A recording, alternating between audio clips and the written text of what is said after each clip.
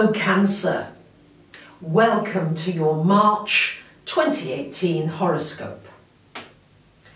It's a busy month ahead with lots of activity in the planets. And I wanted to give you a heads up right at the beginning of this month because on the 23rd, Mercury will go retrograde.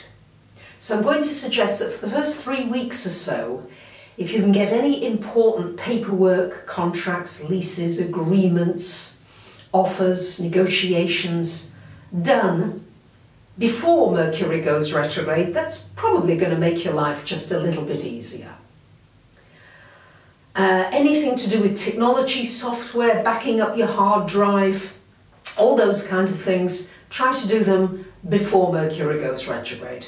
It's really just to let you know that very often during Mercury retrograde, you may find yourself repeating things. So it just can be just a nuisance rather than anything major.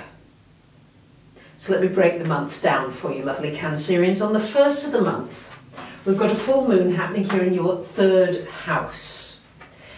And a full moon in the third house is shining a light very much on how you communicate. Do you feel as though you're being heard? Are you listening to other people well enough? Are you having some misunderstandings, some miscommunications? Do you need to get some more clarity in the way that you speak to people and also through emails and the written word? It's also shining a light on you may be writing something, publishing a book, writing blogs, sharing on Instagram, whatever it is, it's a wonderful time for networking. And it's also shining a light on what is it you'd like to learn? What would you like to study? What would you like to teach and share with others?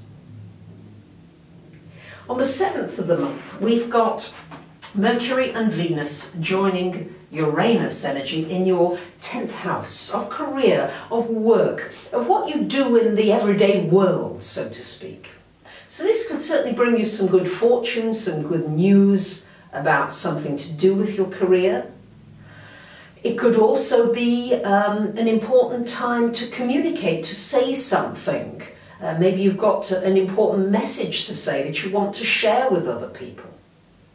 It's also not only about career and something big out there, it's about your general interactions with people in the world, out there with people, and maybe just going to the shops, maybe just going for a walk and seeing who you connect with, or maybe you connect with some animals on the way, or some birds or trees, but really feeling the love and the connectedness, and maybe having a good chat with somebody that you wouldn't normally speak to. That could be really interesting and really take you in some new directions. Just explore a little. Uranus wants you to explore your outer world a little more.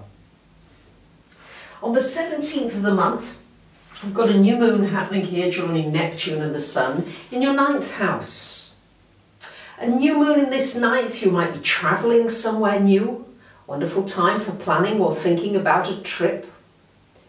It's also a good time for studying something new, for taking your education onto a new level. It's a good time for developing your spirituality. You might go on a retreat. You might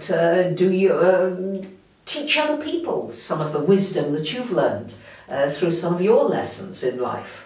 It's a wonderful time for studying astrology, anything like that, anything in the metaphysical area that takes you to give you a bigger vision of your life so that you're not somehow getting lost in the weeds of everyday living, and that you see some hope, some faith in the future.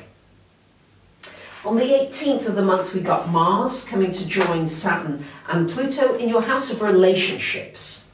So Mars is energizing the relationships, okay? Is it time to move on? Is it time to make some shifts? With Mars there, it may be important for you just to shake the energy up a little bit. So if it's been a little comfortable, if it's been uncomfortable, maybe it's time just to shake those balls into the air. And it might be time as well with Mars there for some really straight speaking, some straight action. It's really time. Mars is always about taking action and doing something, not thinking about it, not procrastinating, But taking action, so if you like someone, phone them, get in touch. Right? You be the one to be proactive with that Mars energy. And if they don't want to see you, then okay, fine, next. What else? Who else? What else? Keep going. Don't sit still. Don't get into all those emotions, dear Cancerians, and take it all too personally. Sound familiar? I'm Cancer rising with you, so I know how that works.